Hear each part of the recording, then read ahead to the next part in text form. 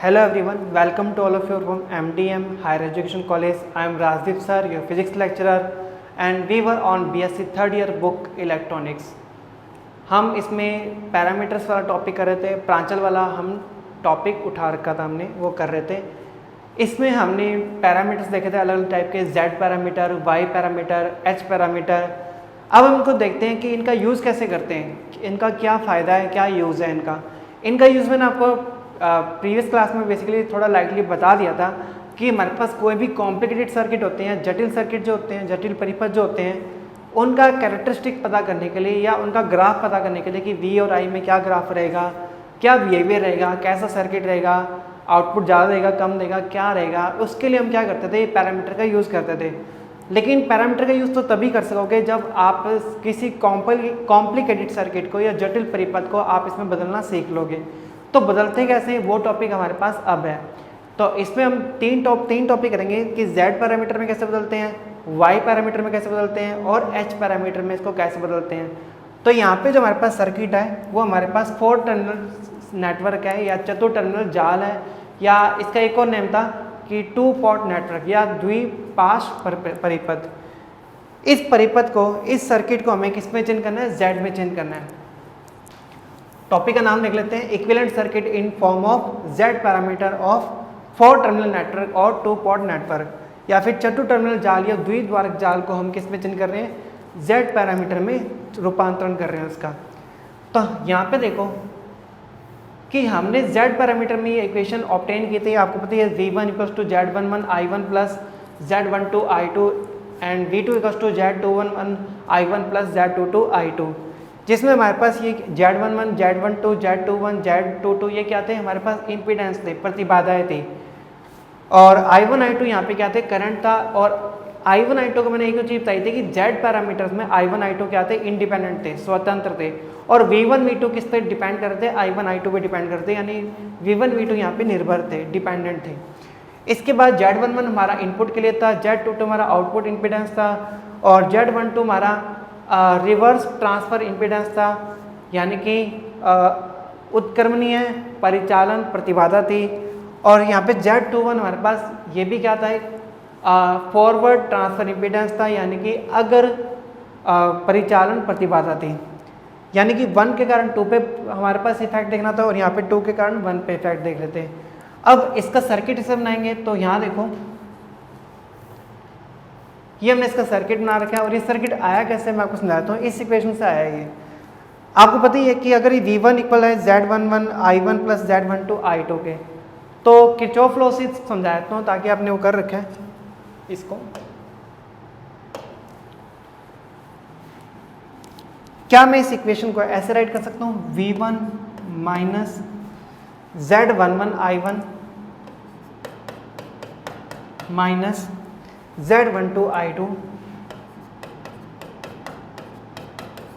Equals to 0। Okay, तो यहाँ पे देखो मैंने आपको कहा था कि किरचॉफ लॉ जब लगता था, यानी VCL जब लगाते थे, किरचॉफ वोल्टेज लॉ, तो आपको देखना होता था आखिरी साइन, यानी कि लास्ट चिन्ह कौन सा है। और यहाँ पे मैं राउंड ले रहा हूँ क्लॉकवाइज। तो क्लॉकवाइज में देखते हैं कि यहाँ पे इसका साइन क्या आएगा, प्लस आएगा और माइनस आएगा, क्योंकि वे वोल्टेज सोर्स है। इसके बाद यहाँ पे क्या आ रहा है, नेगेटिव आ रहा है। इसका मतलब जो इम्पीडेंस हमारा प्रतिबाधा Z11 है, उसका आखिरी साइन क्या होना चाहिए, लास्ट साइन क्या होना चाहिए, माइनस होना चाहिए। तो इसलिए यहाँ पे माइनस दिखाना है, यहाँ पे प्लस दिखाना है, यानी करंट आपको इस तरफ दिखाना पड़ेगा I1। इसके बाद ये भी क्या है, नेगेटिव है, यानी कि इसका आखिरी साइन या लास्ट साइन क्या होना चाहिए, नेगेटिव होना चाहिए। इट मीन्स यहाँ पे आप पॉजिटिव दिखाओगे, यहाँ पे नेगेटिव दिखाओगे।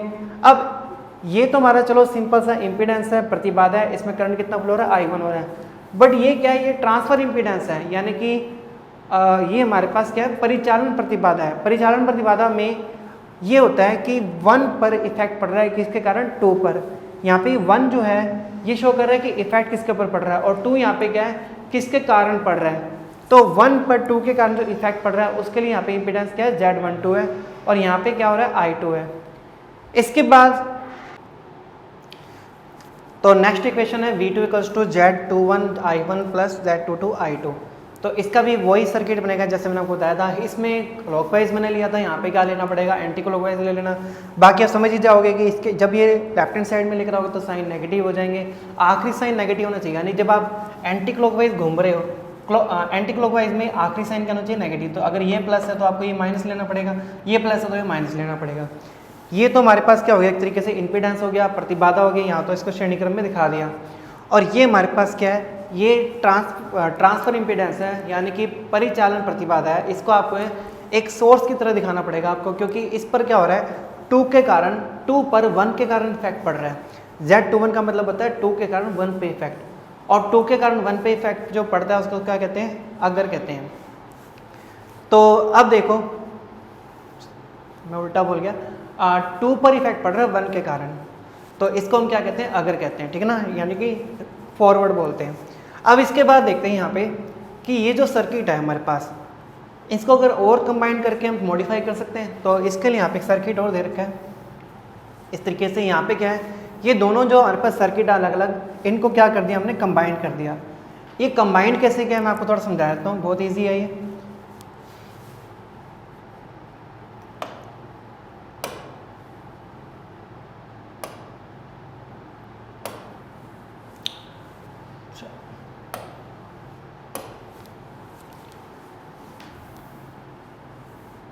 बेसिकली यहाँ पे क्या हो रहा है कि ये जो हमारे पास इक्वेशन थे V1 = Z11 I1 + Z12 I2, हम इसमें क्या करेंगे,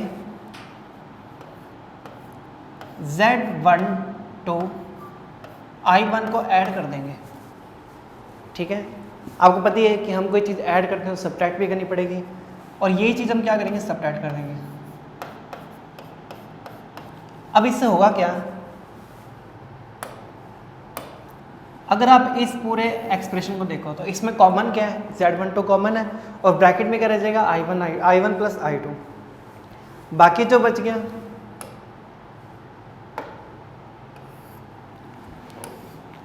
इसमें क्या कॉमन है, इसमें I1 कॉमन है, और ब्रैकेट में रह जाएगा Z11 - Z12। यानी ये जो इक्वेशन देख रहे हो आप, इसका आपको इस तरीके से दिखाई देगी, इस तरीके से V1 = I1 in bracket Z11 - Z12 plus I1 + I2 in bracket Z12। यानी कि ये तो हमारे पास हो गया एक तरीके से इम्पीडेंस यानी प्रतिबाधा, जिसमें करंट कितना फ्लो हो रहा है, I1 हो रहा है। तो इस डायग्राम में देखो I1 करंट फ्लो हो रहा है, और इम्पीडेंस यानी प्रतिबाधा कितनी है, Z11 - Z12 है।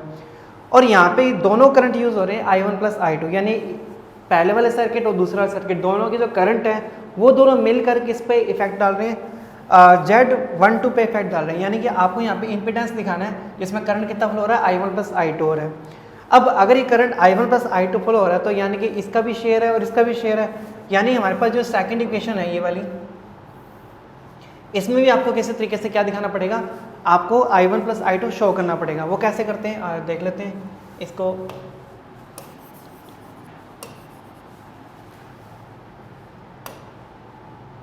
इसके लिए आपको क्या करना है कि I1 + I2 ऐड करना है।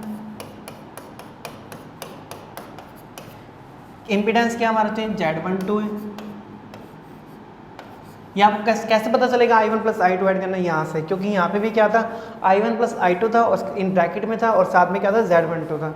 अगर ये टर्म हमने ऐड किया तो अकॉर्डिंग टू रूल ये सब्ट्रैक्ट भी करनी पड़ेगी अपने को।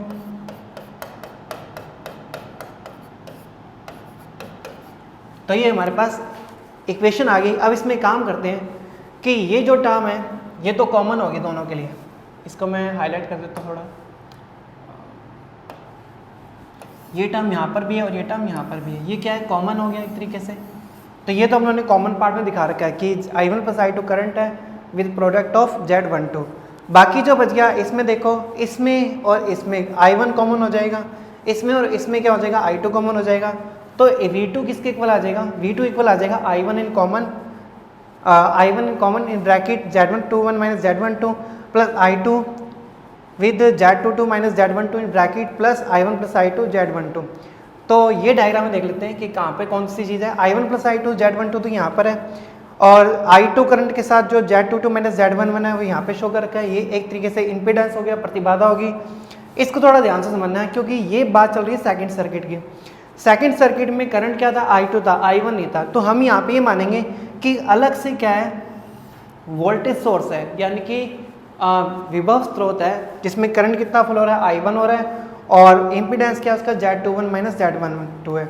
यानी हमने यहाँ पे क्या शो कर रखा है, वोल्टेज सोर्स को शो कर रखा है जिसमें करंट कितना है, I1 है, और Z21 माइनस Z12 इम्पीडेंस है, प्रतिबाधा है। इसके बाद इसको थोड़ा मॉडिफाई करने के लिए हम क्या करेंगे, हम इन दोनों में से Z22 माइनस Z12 कॉमन ले लेंगे। तो जैसे अपने कॉमन लेंगे, मैं आपको यहाँ दिखा देता हूँ इसको, Z22 माइनस Z12 ये हमने कॉमन ले लिया। अब ब्रैकेट में क्या आ जाएगा, यहाँ पे इसके साथ तो आ जाएगा I2 प्लस इसके साथ आ जाएगा I1, और ये आ जाएगा Z21 माइनस Z12। अब बिकॉज क्योंकि ये चीज़ फोर्सली कॉमन लिया हमने, ज़बरदस्ती कॉमन लिया है, तो ये डिवाइड में आ जाएगा Z22 माइनस Z12। तो ये चीज़ यहाँ पे रिटर्न है। अब हम ये मान सकते हैं कि हमारे पास यहाँ पे एक ऐसा इम्पीडेंस है जिसमें करंट कितना फ्लो हो रहा है, I2 हो रहा है, और इसी के साथ एक वोल्टेज सोर्स अटैच है, जुड़ा हुआ है। आपको पता है ये वोल्टेज सोर्स जो होता है या विद्युत स्रोत जो होता है हमेशा कहाँ जुड़ता है, श्रेणी क्रम में जुड़ता है, सीरीज पैरेलल कॉम्बिनेशन में जुड़ता है। इसलिए यहाँ पे हमने इसको पैरेलल कॉम्बिनेशन में दिखा रहा है क्योंकि ये जो हमारे पास अलग से जो वोल्टेज सोर्स है ये पैरेलल में जुड़ा हुआ है, और ये जो Z22 माइनस Z12 है इसके साथ जो करंट फ्लो हो रहा है I2 ये कहाँ पे है, सीरीज में है। तो ये हमने क्या किया है, हमने जो 4 टर्मिनल नेटवर्क था उसको किस में शो कर दिया, Z पैरामीटर में शो किया।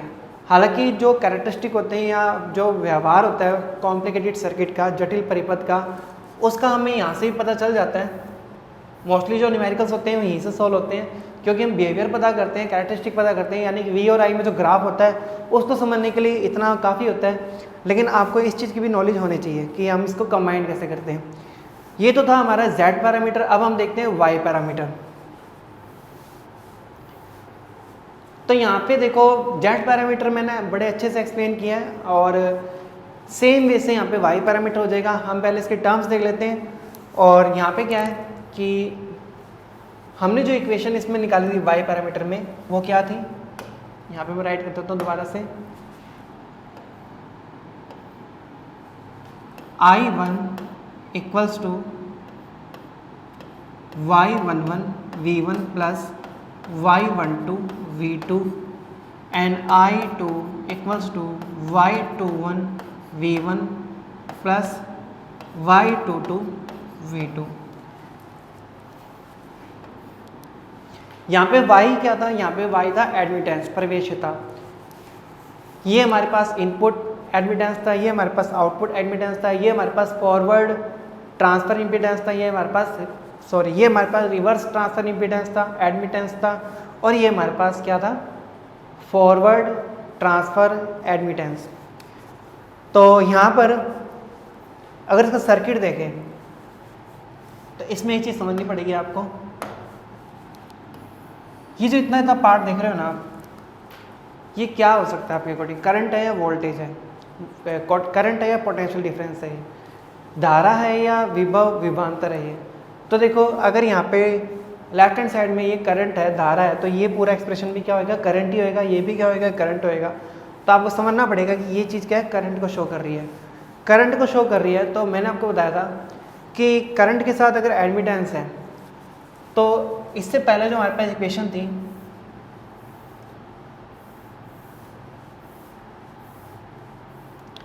इसमें क्या था कि Z11 यहाँ पे क्या था, प्रतिरोध था, एक तरीके का प्रतिरोध था, रेजिस्टेंस था, जिसको हम जनरल फॉर्म में क्या बोलते हैं, इम्पीडेंस बोलते हैं, प्रतिबाधा बोलते हैं। और ये हमने कहाँ जोड़ दिया था, श्रेणी क्रम में जोड़ा था, यानी कि सीरीज कॉम्बिनेशन में जोड़ दिया था।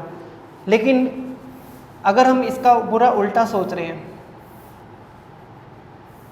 Y पैरामीटर में, तो ये हमारा एडमिटेंस है, प्रवेशिता है, क्या ये भी हम सीरीज में जोड़ेंगे, नहीं, ये हमें जोड़नी पड़ेगी पैरेलल में।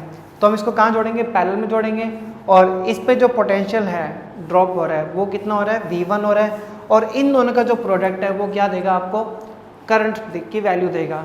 आपको ये चीज़ यहाँ पे समझनी पड़ेगी कि जो एडमिटेंस है, प्रवेशिता है, इस पे अगर वोल्टेज सोर्स लगा रहे हो तो हमेशा पैरेलल में लगता है, क्योंकि वोल्टेज सोर्स आपने कहाँ लगाते हैं, ज़्यादातर पैरेलल में लगाते हैं। तो ये पैरेलल में इसके साथ क्या लग गया, वोल्टेज सोर्स लग गया, और ये हमारे पास एडमिटेंस तो प्रवेशिता है जिसकी वैल्यू क्या हो जाएगी y11v1, जो कि यहाँ पे रिटर्न है। इसके बाद ये भी हमारे पास क्या है, करंट सोर्स है। करंट सोर्स है तो हम इसको इस डायग्राम से दिखाएंगे, क्योंकि ये ट्रांसफर करंट सोर्स है, यानी कि 1 पर इफेक्ट पड़ रहा है 2 के कारण। तो y11 12 v2 यानी कि 1 पर इफेक्ट पड़ रहा है 2 के कारण, यानी इस सर्किट पे इफेक्ट पड़ रहा है इसके कारण। तो इसलिए यहाँ पे आपको इस तरीके से यहाँ पे करंट सोर्स दिखाना है।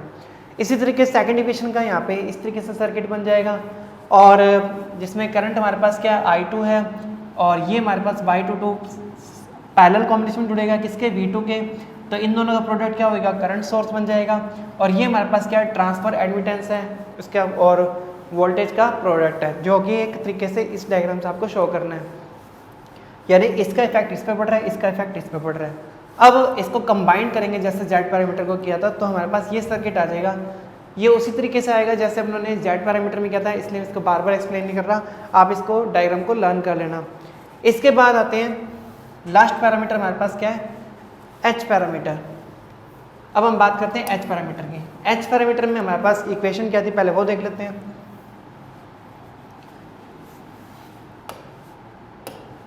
हमारे पास इक्वेशन थी V1 equals to H11 I1 plus H12 V2।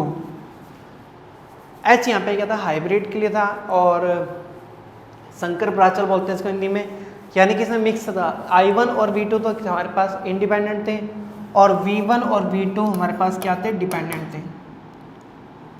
Sorry I2 इसको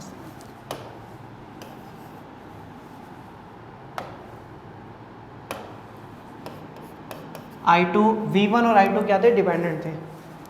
H21 I1 plus H22 V2। अब इसका सर्किट कैसे बनेगा वो देख लेते हैं। देखो यहाँ पर ये V1 है, वोल्टेज है, ये करंट है, तो इसका मतलब ये क्या हो गया, एक तरीके से इम्पीडेंस हो गया, प्रतिबाधा हो गई, और ये कहाँ जुड़ेगा, सीरीज में जुड़ेगा। तो इसको आपको कहाँ जोड़ना है, सीरीज में जोड़ना है, श्रेणी क्रम में जोड़ना है। ये करंट है तो ये हमारे पास कंबाइंड फॉर्म में क्या होगा, करंट होएगा, जिसमें ये हमारे पास अगर वोल्टेज है तो ये हमारे पास क्या होएगा, एडमिटेंस होएगा, प्रवेशिता होएगी। और एडमिटेंस को अगर के साथ अगर वोल्टेज, उसको कहाँ जोड़ते हैं, पैरेलल में जोड़ते हैं, यानी कि सीरीज में समांतर क्रम में जोड़ते हैं। तो यहाँ पे समांतर क्रम में H22 जोड़ रखा है। इसके बाद ये H12 और H21, ये आपको पता है ये क्या थे, ये गेन थे। ये हमारे पास क्या था, वोल्टेज गेन था, और ये हमारे पास करंट गेन था। तो इसको आपको एक तरीके से दिखाना ही है, क्योंकि ये ट्रांसफर टाइप का है, 1 पर 2 के कारण इफेक्ट और 2 पर 1 के कारण इफेक्ट, तो हम इसको इस डायग्राम से दिखा देंगे, जिसमें से ये क्या हो जाएगा, हमारे पास वोल्टेज के लिए हो जाएगा, और ये हमारे पास किसके लिए हो जाएगा, करंट के लिए हो जाएगा।